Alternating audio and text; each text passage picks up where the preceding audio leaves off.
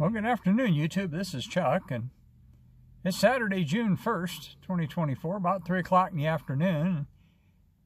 As you can see, I'm out here in my recording studio slash van, because I've been using it more as a recording studio than a van lately. But, boy, have I got a story for you today. This is just when I thought things couldn't get any weirder. Sure enough, things are starting to get a little bit weirder. This is going to be a Bigfoot video. It's going to be kind of a continuation of my last one. So let me see if I can, this is the first take, so let me see if I can get this on the first take. So let me kind of tell you what happened. There's 3 components to this. And the first component is my friend up in Utah. So let me tell you what happened to him. This was night before last, I believe. Yeah, night before last. He went up to his little spot that he's been going to. And the night before, when he'd left 2 peanuts in the shell on a little flat rock there. Well, he didn't expect them to be there when he came back. You know, any one of a number of critters could come and get a peanut. But that's what he did. So he gets out of his car and he starts walking down to where he sets his chair up. And he sees a raven. Big raven. One of the things he noticed on it was it seemed like it had a yellow stripe down the side of its beak, which is, I'd never seen a raven that had that before. And that's pretty weird. And its size. Well, it flew up into a tree nearby where he was walking. And it caught his attention to the point where he's trying to look up through the branches at it. He finally gets to a spot where he can see it, pretty fair.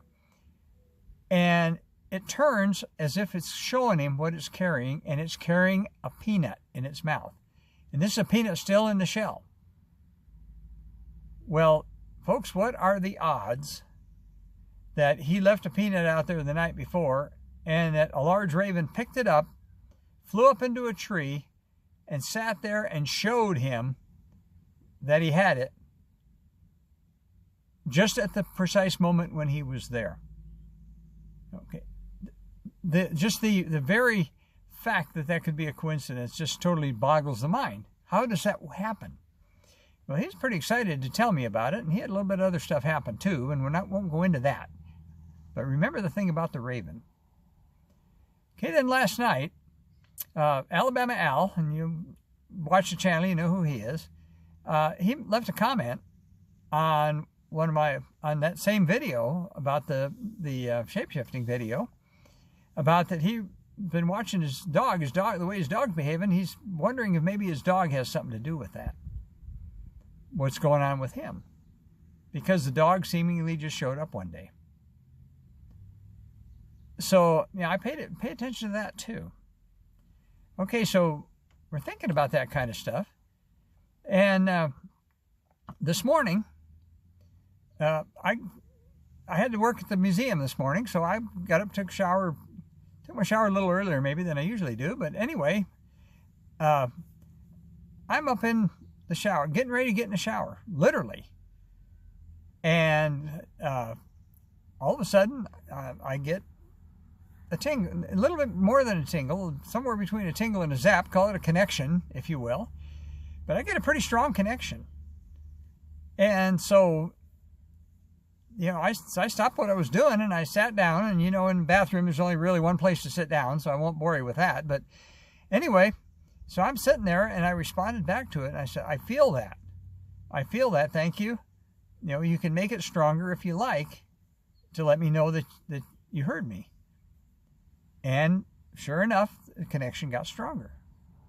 So I'm wondering what the heck's going on. And so I immediately somehow connected that to the deal with Alabama Al. And I don't know whether they told me that or whether it came into my head or not. But here I'm sitting here in the bathroom. You know, I'm in the most vulnerable state I can possibly be. But the other thing about it is there's no distractions either. There's no TV, there's no radio, there's no fire department scanner or anything like that going on. I'm not even holding my phone. So I'm very, very open to a connection. And I think that's probably why whoever it was decided to do that. So I asked the question. I said, is Alabama Al's dog, is that one of you people who shapeshifted into a dog? Stunned me. I got an acknowledgement. The acknowledgement was basically an affirmative. Now, it wasn't a clear, yeah, that was us, but it was an affirmative acknowledgement. So then I asked again. I said, is the raven that my friend in Utah saw with the peanut, was that one of your people shapeshifted into a raven? And once again, I got an acknowledgement. So I asked the question again. I said, is that proof that your people can shapeshift into animals? Once again, I got an acknowledgement. Okay, then so I said, I think that's what I've got. Can you confirm that that is what you're telling me? I got an acknowledgement. And I did it a third time. I got an acknowledgement. So, does that tell me that yes, they can do that? Well, like I always tell you, I got something here in my face. It looks like a little piece on one of the trees floating around. But anyway, so as I always tell you, you make a decision on what you want to believe. But for right now, until I figure out otherwise, I'm kind of hanging my hat on that.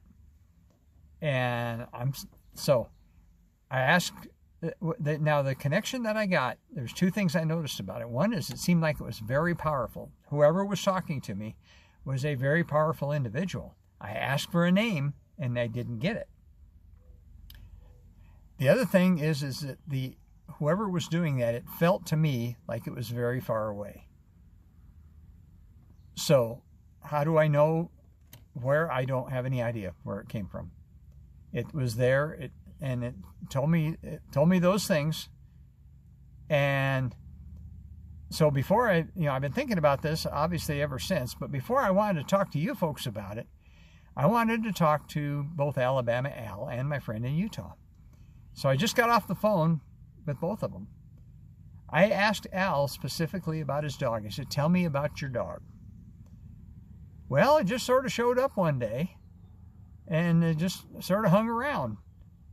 And he seems to hang around me, more so than my wife, but he kind of just been hanging around, so we started feeding him. He said, but the funny part about that dog is it's like that dog comes and goes. That dog will be there, and then all of a sudden, that dog's nowhere to be found. And he talked about going out in his yard. He's got a pretty big yard. He goes out in the yard and he looks all over for the dog, calling it. They called it Buck. And he's calling all over for the dog. Can't find him anywhere. And all of a sudden, he turns around and he's sitting right behind him. Where did he come from? Been looking for him for 10 minutes. All of a sudden, the dog's right there.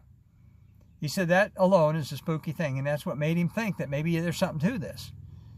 So, anyway, after talking to Al this afternoon, that kind of connected the dots for me on that. So then I talked to my friend up in Utah, and I asked him to reiterate his story. Tell me more about his story about the raven. And so he did, and it all aligns totally. So what I kind of get out of it is I kind of get that there's a triangle here, a triangle of knowledge. And that my friend in Utah is one leg of the triangle, Alabama Al is the other leg of the triangle, and I'm the third leg. And my job is to connect the dots. I am the dot connector. Now, one thing I did get from whoever the individual was I was talking to this morning, while I was sitting in my bathroom, I asked him, I said, is it okay if I talk about this, if I share this story? Can I share this story? And I got acknowledgement. And so I think the whole thing, I've come not to believe that in coincidences. Everything is the way it is for a reason. Now, as strange as it might seem, now Alabama Al and my friend from Utah, They know of each other, of course, through me, but neither one of them's ever talked to the other one. They don't know each other. They're 2,000 miles apart, and they had these experiences that whoever it was that was talking to me in my bathroom this morning knows about, was able to clarify. So what is my job? Folks, I think I'm the dot connector. I am the person that is telling you these stories, and they are open to us sharing it. If they didn't want me to share this story, and they would have come out and said, we'd rather you didn't, I wouldn't be sitting here talking to you right now. And just the very fact that I have been able to keep this connected and keep talking and keep focused on this, that tells me a little bit of something too. So, is the story weird? Yeah. Is it getting weirder? Yeah, it is.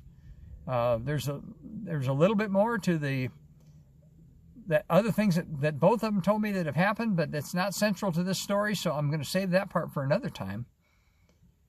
But this is this is like they say in TV news. Stay tuned. It's more coming. It's a developing story. But isn't that just amazing? Once again, believe it if you will. If you don't want to believe it, that's fine too. But this is my channel is to tell you my experiences, and that's what I'm doing. And what happened today is about as real as it gets, and I'll tell you, I'll be the first one to admit it sounds pretty darn crazy, but that's what it is. So, as I always tell you, take care of each other, love each other. Remember, there's a whole lot out there we don't understand, and we're getting little glimpses into it, and it's pretty darn exciting to me, and I hope it is to you as well. So, I'm going to wrap this one up. Until I talk to you now, I'm dying to bring you something on another subject, but boy, this stuff just keeps coming. And I got at least one more that I want to talk about, something else that's going on. But I'm not going to talk about that one in this video. So for right now, as I always tell you, until I see you again, peace out.